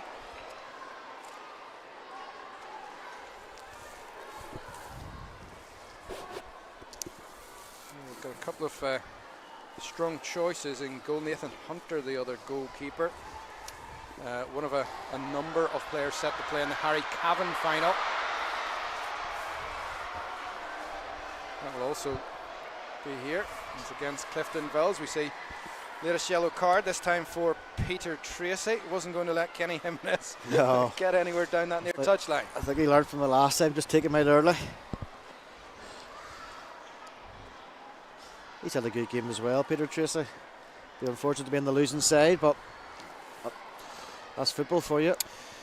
I mean, I've been pretty impressed by number 4 and number 5 of St Columns. They are a robust centre-half pairing. Yeah, they've done well there. Equally with the 2 centre-halves from Dungannon. they've shut out everything that's come their way, and just with two sheer bits of brilliance from Kenny and Lane, that they've got the 2 goals, but it hasn't really been the centre half's fault. Free kick coming up then, this time for Dungannon. Core, lovely whip on that from Core, and the header goes harmlessly wide this time from Jimmy Dunnell. But they can start to, I think, bring out a bit more flair, can Dungannon, and none more so than a triple substitution coming up. Number 11, Liam Core, being replaced by number Core 14, coming off, Anichu Silva. replaced by Anijo Silva.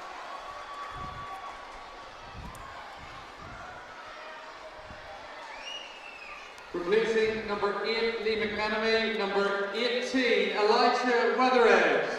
Elijah Weathered also coming on for Lee McMenemy, and the final substitution is number 15, James McCann.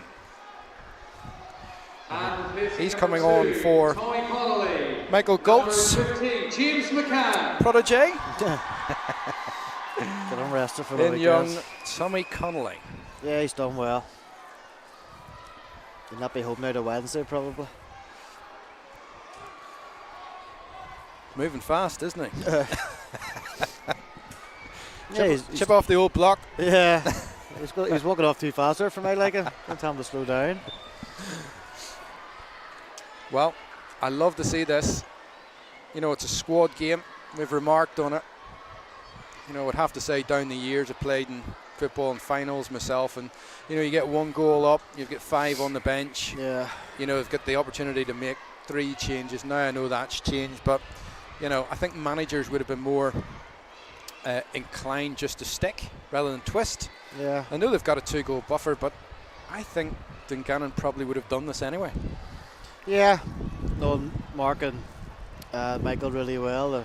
They're very fair men, and obviously, as I said before, there it's been a squad game to get them there. And as I say, I'm not too sure who played every single round or what minutes or whatever, but they've been training them all year long, and some of them for 2 years now actually. So yeah, it's very good of them to get everyone involved, and no doubt about it, those boys who didn't start will have a point to prove, and they'll all come on and do well. With 4 minutes remaining. Can't see him being too much injury time either. I don't think so. Haven't had too many stoppages in the second half. He's been booked. Don't be silly.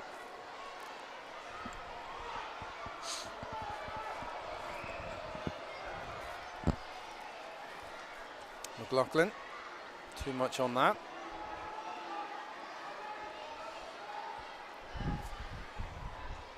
It's easy for me to say it, but I will say it in that I do think the preparation that has gone in, particularly for Integrated College Dungannon, they haven't just shown up here today, Michael, and kind of thrown caution to the wind. They knew they were going to be up against it, against St. Columns, Yeah. who have that kind of pedigree and know-how, and the game plan has been absolutely spot on. Everything's went and worked for them. They've been 2 centre halves been brilliant. They've got the 2 flair players. The 3 boys in midfield have worked very hard and competed for everything, and even just helping their set pieces. Everything. I was watching them closely. That is a different signal for every single set piece that went in. So it shows you the hard work. Well, here is McFeely. Off target this time, and you can see what it means there for, I think it's Jimmy Dunnell coming in with a challenge, and you know, he's done well. He's made a few goal saving clearances in the box. No one is permitted on the field of play. A reminder, no one permitted on the field of play at the final whistle. Thank you. Well, that final whistle, it's not too far away, but yeah, Jimmy Dunnell there, Yeah, he's done well. making sure that it's a clean sheet so far for his team.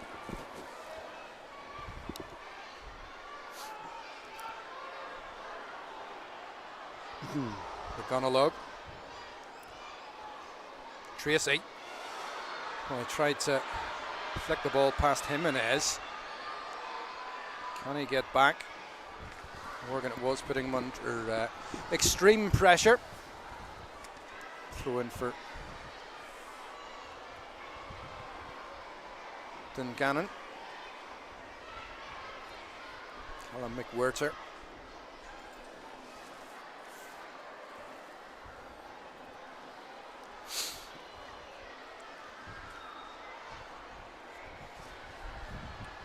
Looks for options, goes short to Jimenez.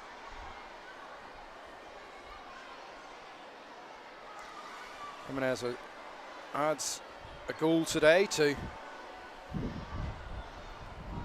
goal in the That's a corner. semi-final. It's a free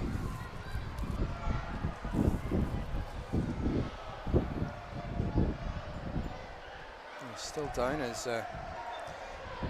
Kenny Jimenez. Play back underway. Inside the last minute, normal time. As the travelling Dungannon support start to sing those celebratory songs we've come to know well down the years.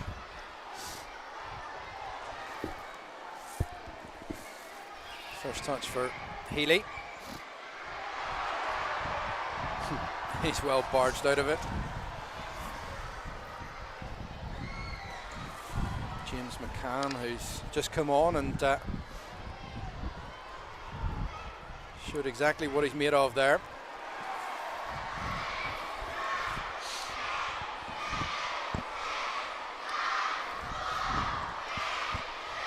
We can't see the fourth official down below. It's 4 minutes additional time. Indicated there will be a minimum of 4 minutes at a time. Not too sure where that's came from, to be honest now. If it had been 3, I would have been surprised, never mind 4.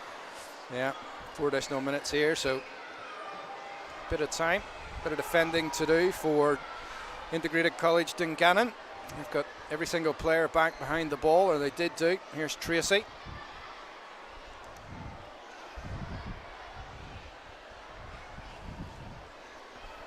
Throw into St Columns.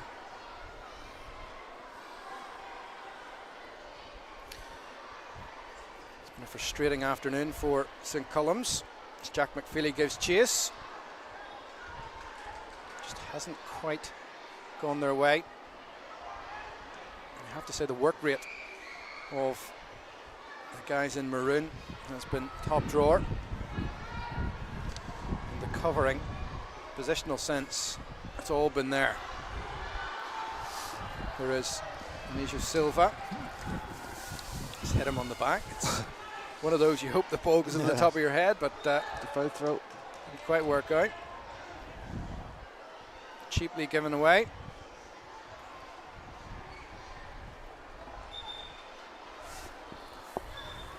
Yellow card coming out. Bit of back chat in the St Columns ranks.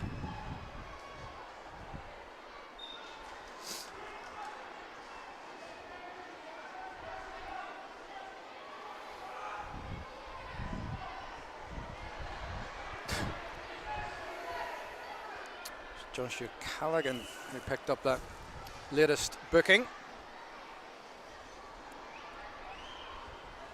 James McCann, he threw down the line.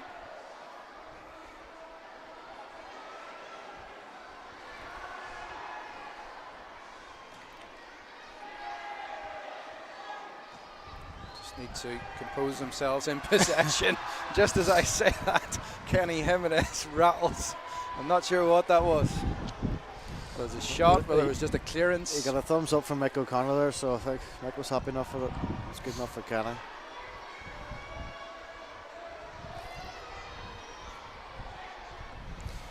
Into the third of 4 minutes. Added on. Just good past that to Noel McHugh. Again, it's with Jimenez. Tries to pick out Silva. Silva will get a touch, and neat footwork from him.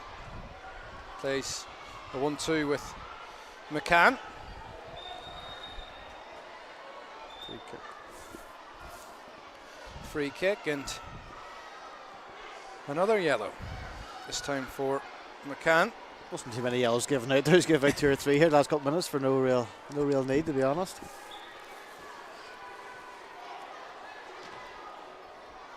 Callahan. Oh, Went down inside the area. A couple of challenges coming in from Dungannon players. 1-2 on the far side. Here is McFeely. Lovely. Does a dance through! And there's a goal back for St Columns. I'm not staying for extra time. This goes extra time. I'm freezing. Jack McFeely does what Jack McFeely does. He scores in showpiece finals. And Integrated College Dungannon can't say they haven't been warned. That reduces the arrears. And Michael, it's just probably come a little too late for the holders. I think so, yeah. I think it just came too little too late there, but again, only takes a few seconds to score a goal in football, so Dungannon need to get this ball back and knock it into the corner here and get up the pitch. Ladies and gentlemen, boys and girls, can we remind you please that the full-time whistle, no one is permitted on the field of play for health and safety. Thank you. So we've played just about 84 minutes now, and it couldn't be too long remaining. Dungannon's players know exactly what they need to do just to get that ball down the pitch, hold on to it at the very least. Here's McCann. St Column's throw in. Shea Healy takes it quickly. And there is the referee Frankie Shank's full-time whistle. And it's a first ever Danske Bank Schools Cup final success at under 18 level for Integrated College Dungannon, who beat the holders St Columns Derry by 2 goals to 1. It was a fantastic advertisement for schools football here in Northern Ireland. Make absolutely no doubt about that.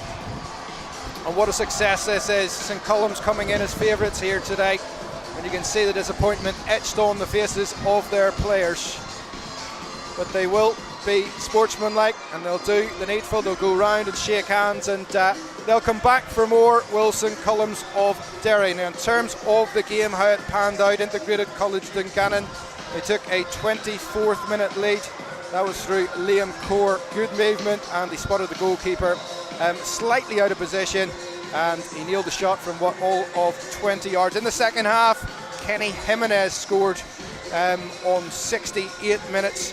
How he got the ball into the net, I will never know. It was such an acute angle. That made it 2-0. St Columns did get a goal back. Jack McFeely dancing through to make it 2-1 on inside injury time at the end of the game. It was quite the match, wasn't it, Michael? Yeah, I really enjoyed the match. I think Dungannon were worthy winners there. You see the celebrations on the pitch there right now, it's brilliant. And the 2 goals there, just seen Liam Core's one there, and here's Kenny's one here to win the game. That eventually was the winner. Great finish from the 2-star men on the day, and I think overall it wasn't just the 2 boys up top we talked about. It was the 2 centre halves, the 3 boys in midfield. I thought they were super throughout and well organised, well drilled, and probably be a bit disappointed to lose a goal at the end, but I think they were worthy winners in the end. In terms of what you want from a final, it had just about it all, didn't it? Yeah, they had a controversy, a penalty, handball out the box, 3 brilliant goals actually come the end of it. Lots of good tackles. There wasn't a dirty tackle in the whole game. It was very, very spirited and committed. I think it was a very impressive day. Big crowd down here, the schools coming out, top class coaches, 2 well drilled teams, and it just seems to be a good day overall for everyone involved, apart from St Columns College obviously.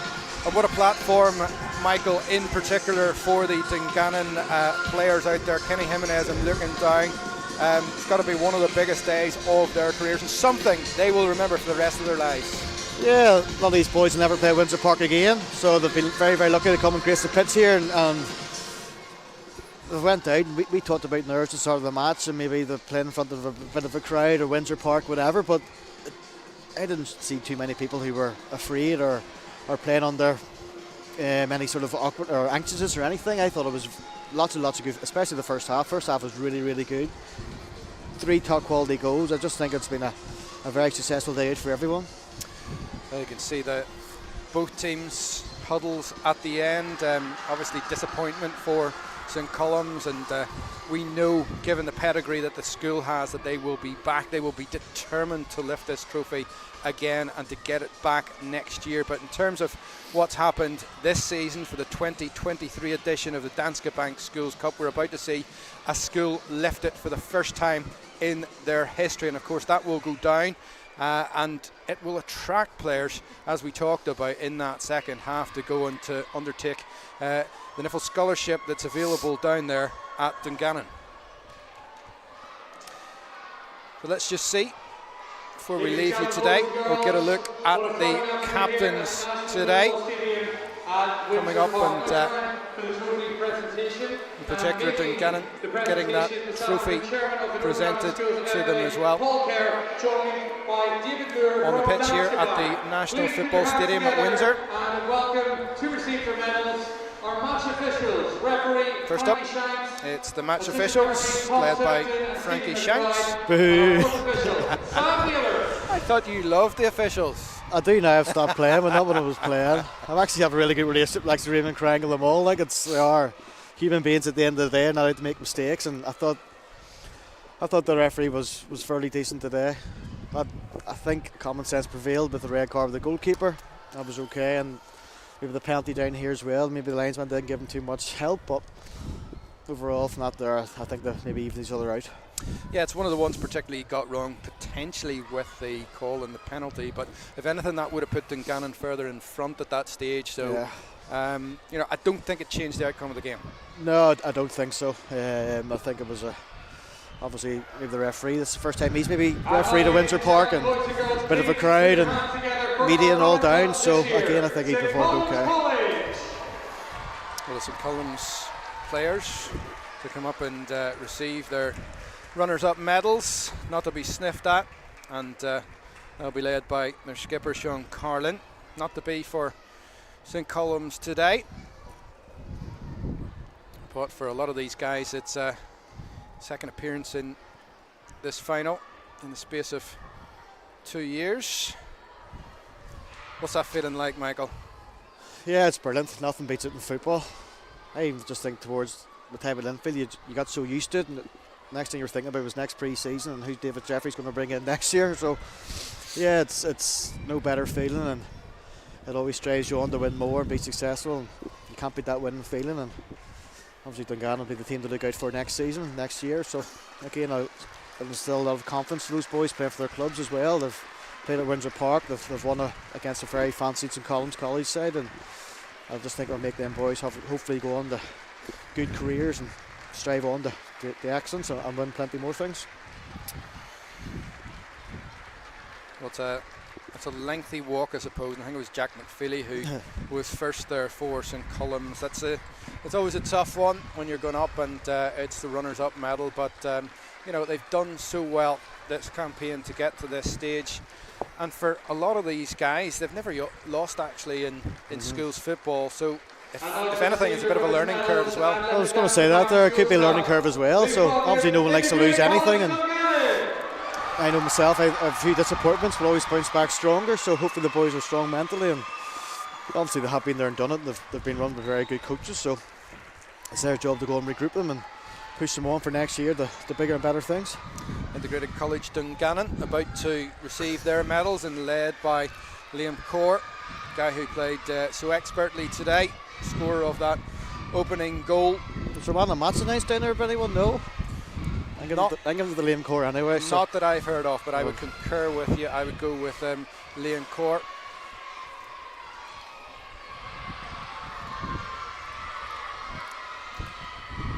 We'll hopefully get a shot of Dungannon. I'm sure they'll come out to show those travelling fans, give them a look at the under-18s Danske Bank sponsored Schools Cup trophy.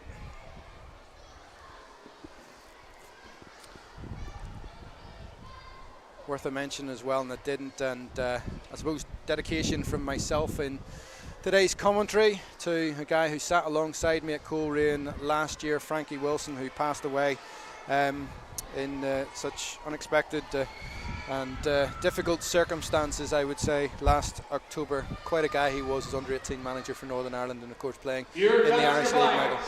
Yeah, Frankie was a great man, and many conversations with him. And he used to be a Facebook picture he used to post up every year. He was playing for Roma and I was playing for the Blues, and it was literally he was just about to put one on me. So I always remember playing against him. I was like, he was an older man, older than me, obviously, and he taught me through the whole game and put me off. And ever since then, he's great for Northern Ireland football, and he's sadly missed by a lot of people. And yeah, sad occasion, but I'm sure Frankie's looking down at the wonderful spectacle we had today. Exactly. Well, Michael, thanks very much for joining us today. I really enjoyed your company. Hopefully the cold, the rain, the snow didn't put you off too much. And look, there's a rainbow in the sky to greet us right as we reach the end of this spectacle here at the National Football Stadium at Windsor Park in Belfast. It's Integrated College Dungannon who left this trophy for the first time. They beat St Columb's College Derry by 2-1.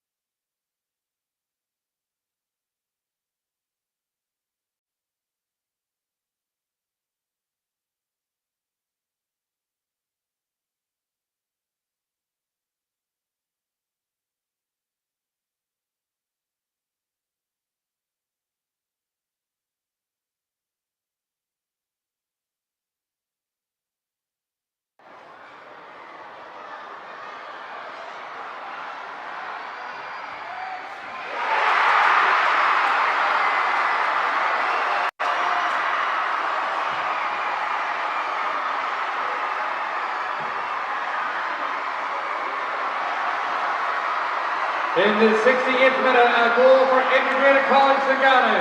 Number 7, Kenny Jimenez.